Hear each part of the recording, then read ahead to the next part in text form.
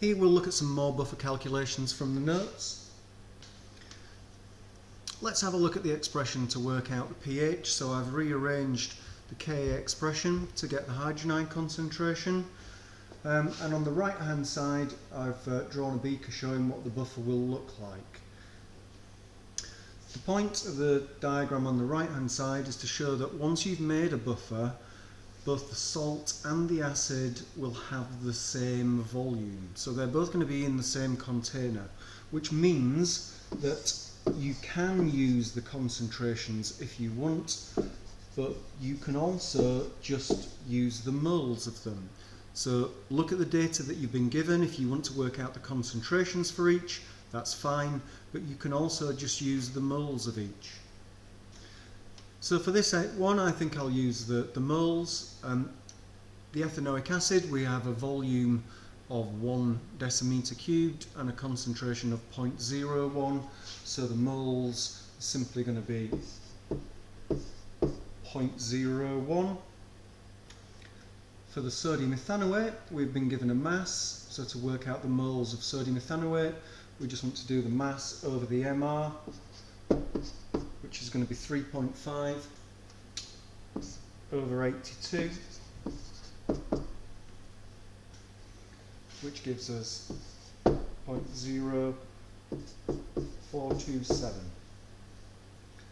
Now we just need to put those numbers into the expression to get the hydrogen ion concentration.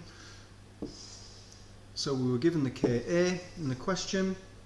We've now worked out the moles of ethanoic acid to be 0.01, and we have the moles of ethanoate ions to be 0.0427,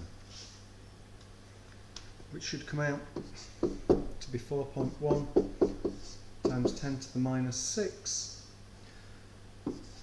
Nearly there. Our pH, remember, is minus log of the hydrogen ion concentration, and that should be 5.39 to 2 decimal places. In this second example, we can see that we need to find out about the ethanoate ions. So we're going to need to rearrange the expression. So there's our expression. If it's the ethanoate ions that we want to find out about, then we can bring up the concentration of the acid, move down the hydrogen ion concentration, leave that where it was, there we go, and move that. So there's our expression for working out the concentration of the ethanoate ions. Let's have a look at what we've been given in the question. Again, we've been given the Ka, so that's straightforward. We've been given a concentration of ethanoic acid. We've also got a volume, but we'll just use the concentration for now, so we can put that in. And we've been given a pH. Now the pH will allow us to work out the hydrogen ion concentration. Remember, hydrogen ion concentration is 10 to the minus pH. So all that's going to go in there is 10 to the minus 4.4 for the hydrogen ion concentration. Let's do that now. And we should be getting 0.04395. So let's call that 0.0440. Now that value is the concentration. We need to work out the mass, hence we'll need to get the moles of sodium ethanoate.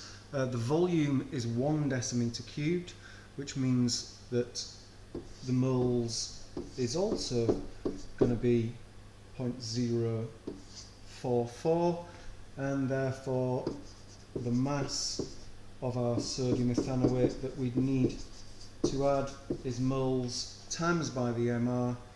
So it's the 0.044 times by the MR of sodium ethanoate, which was 82, and that should come out to be 3.60 grams of sodium ethanoate to 3 significant figures.